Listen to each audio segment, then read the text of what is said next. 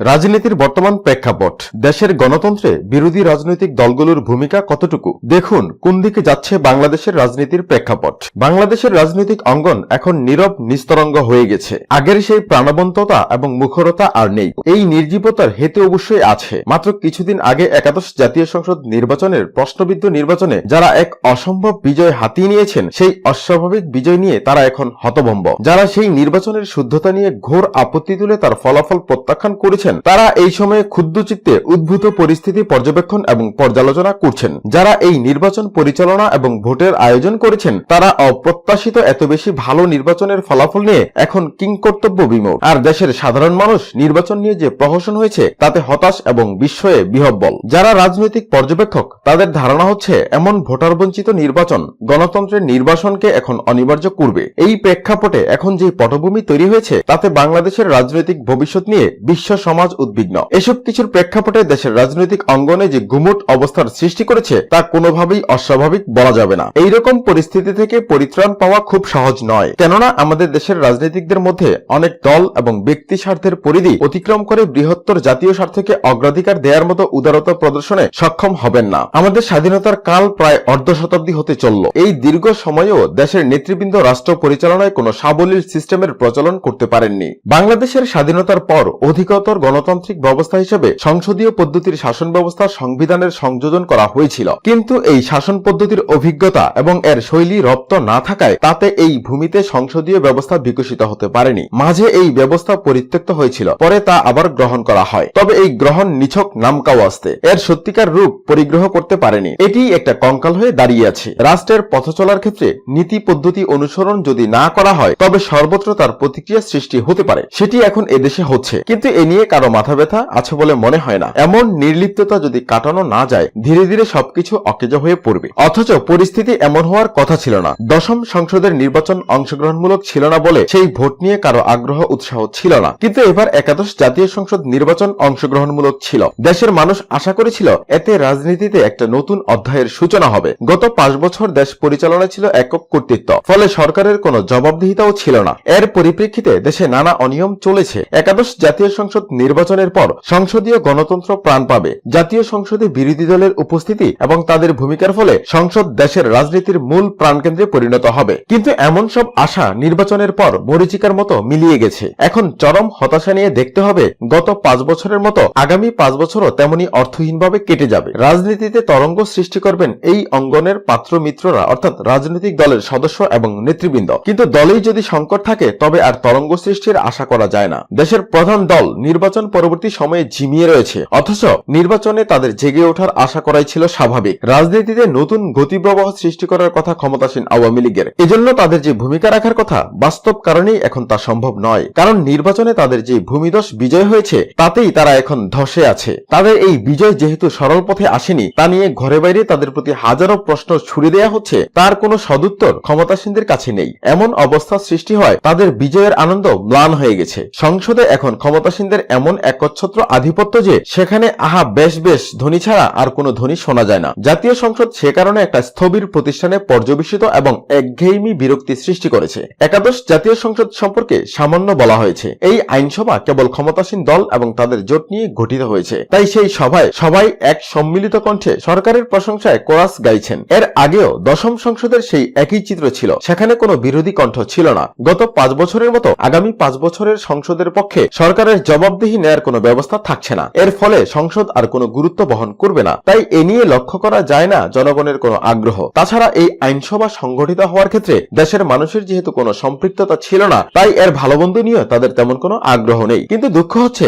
একটি দেশের শাসন ব্যবস্থায় সরকারের কোনো জবাবদিহিতা না থাকা। রাষ্ট্রের এমন একটি গুরুত্বপূর্ণ অঙ্গ যদি জিজ্ঞাসার বাইরে থেকে যায়, তবে নির্বাহী বিভাগ সম্পর্কে কারো কিছু জানার সুযোগ থাকবে না। বলতে গেলে বিগত 5 বছরে যেমন সরকারের একক কর্তৃত্বে দেশ চলেছে, তেমনি আগামী 5 বছরেও সেভাবে কাটাবে। নির্বাচনে এত বড় বিজয় পাওয়ার পর সংসদীয় ব্যবস্থা ব্যর্থ হতে চলেছে, এর কারণ আছে। সংসদীয় ব্যবস্থার বিরোধী দলের ভূমিকা অত্যন্ত গুরুত্ব বহন করে, অথচ সেই বিরোধী দলের এখন কোনো অস্তিত্বই নেই। সংসদে সাজানো বিরোধী দল দিয়ে কোনো দিক থেকেই মুখ রক্ষা করা সম্ভব হচ্ছে না বলে উপায়ন্তর না দেখে বিএনপির যে কয়েকজন সদস্য নির্বাচিত হয়েছেন, তাদের সংসদে আসার জন্য সরকারি মহল থেকে নানাভাবে অনুরোধ করা হচ্ছে। যে কোনো সরকার ব্যবস্থায় বিরোধী দলের অপরিহার্যতা স্বীকার না করে উপায় নেই। আর সংসদীয় ব্যবস্থায় বিরোধী দলকে সরকারের সহযোগী ভাবা হয়। বিরোধী দলের অভাব আওয়ামী লীগ এখন উপলব্ধি করছে বটে, সেই সাথে এই বলয়ের কলামিস্ট এবং বুদ্ধিজীবীরা এর প্রয়োজনীয়তা আরো তীব্রভাবে অনুভব করছেন। তারা পত্রপত্রিকায় কলাম লিখে বিরোধী দলের প্রয়োজনীয়তা উপলব্ধির পরামর্শ দিচ্ছেন, কিন্তু সময় ফুরিয়ে গেছে। তাই এমন সৎ পরামর্শ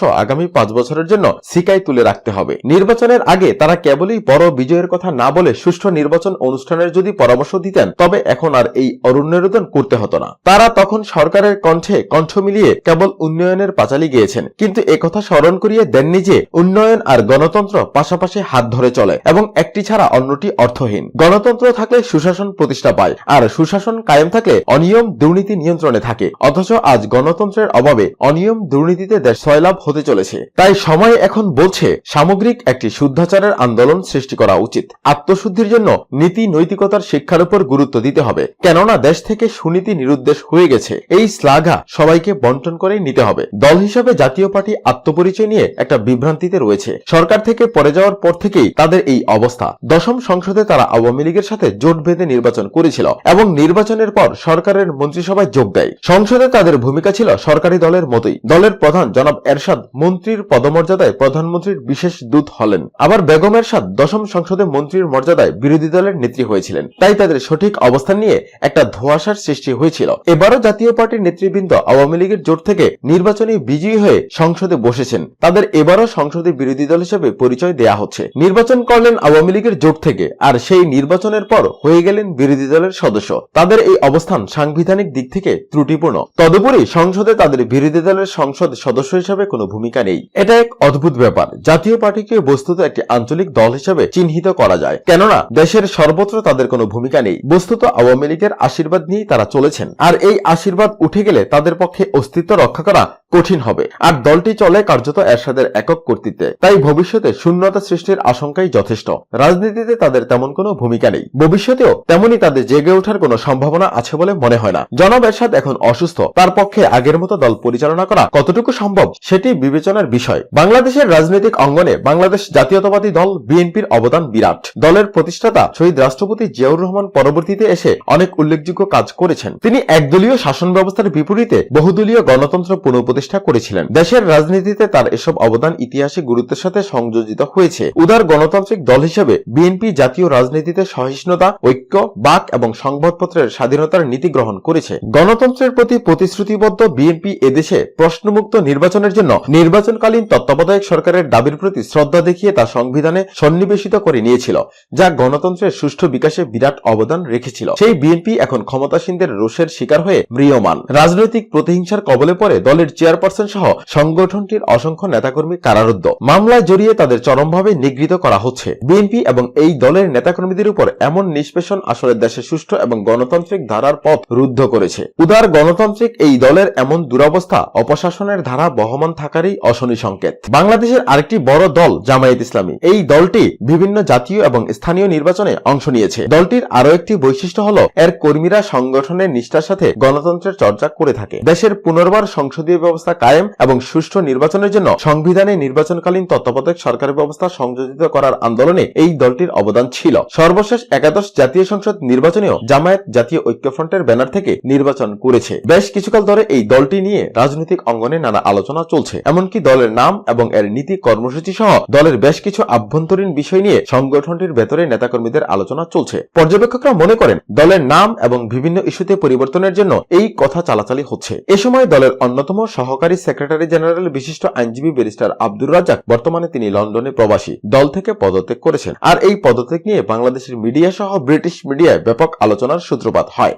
যাই হোক, জামায়াতের রাজনীতির পর্যবেক্ষকরা বর্তমান পরিপ্রেক্ষিতে মনে করেন দলটির ভেতর যেহেতু গণতন্ত্রের চর্চা রয়েছে এবং দলের নীতি নির্ধারণেও বিভিন্ন রাজনৈতিক ইস্যুতে সিদ্ধান্ত নেওয়া হয় আলাপ আলোচনার ভিত্তিতে, তাই তারা মনে করেন দলের বর্তমান সংকট উত্তরণের ব্যাপারে তারা আভ্যন্তরীণ সংলাপের মাধ্যমে নিষ্পত্তি করতে পারবেন। এক্ষেত্রে সময়ের বাস্তবতা, কর্মীদের মন মানসিকতা সহ আনুষঙ্গিক বিষয়াদি বিবেচনায় রাখলে এ নিয়ে দুর্ভাবনার কিছু না থাকাই স্বাভাবিক। এদিকে একাদশ জাতীয় সংসদ নির্বাচনের পর থেকেই এরশাদের নেতৃত্বাধীন জাতীয় জাতীয় পার্টিতে চলছে বন্ধ্যাত্ব। জাতীয় সংসদের প্রধান বিরোধী দলের আসনে এরশাদের নেতৃত্বাধীন জাতীয় পার্টি থাকলেও বর্তমানে এর সাংগঠনিক কোনো কার্যক্রম কোথাও নেই। আগের মতো সরগরম নেই কাকরাইলের দলীয় কার্যালয় কিংবা দলের চেয়ারম্যানের বনানী কার্যালয়, সবখানেই শুনশান নীরবতা। 1 জানুয়ারি পার্টির প্রতিষ্ঠাবার্ষিকী অনেকটা নীরবে নিভৃতে চলে গেল, সেটা নিয়েও দলের কোন স্তরের নেতার মাথা ব্যথা ছিল না। 25 ফেব্রুয়ারি পিলখানা ট্রাজেডি নিয়ে প্রতি বছরই জাতীয় পার্টি শোক দিবস কিংবা বনানীতে শ্রদ্ধা নিবেদনের অনুষ্ঠান রাখলেও এবার তা উপেক্ষিত। সবকিছু মিলিয়ে চরম হতাশায় ভুগছেন দলের সর্বস্তরের নেতাকর্মীরা। অনুসন্ধানে জানা গেছে পার্টির শীর্ষ নেতৃত্ব রদবদলের কারণেই নাকি পার্টিতে কোনো শৃঙ্খলা নেই। পার্টির চেয়ারম্যান HM এরশাদ অসুস্থ থাকায় তার সহোদর GM কাদের পার্টির সাংগঠনিক বিষয়গুলো দেখভাল করছেন, কিন্তু GM কাদেরের নেতৃত্বে কোনোভাবেই মানছেন না দলের অন্যান্য সিনিয়র নেতারা। আর এটা না মানার কারণ হলো পার্টিতে বেগম রওশন এরশাদের নিষ্ক্রিয়তা। বেগম রওশন এরশাদকে কোনোভাবেই পার্টির সাংগঠনিক কর্মকাণ্ডে যুক্ত করা যাচ্ছে না, তবে রওশন এরশাদ নিয়মিত সংসদ অধিবেশনে যোগ দিচ্ছেন।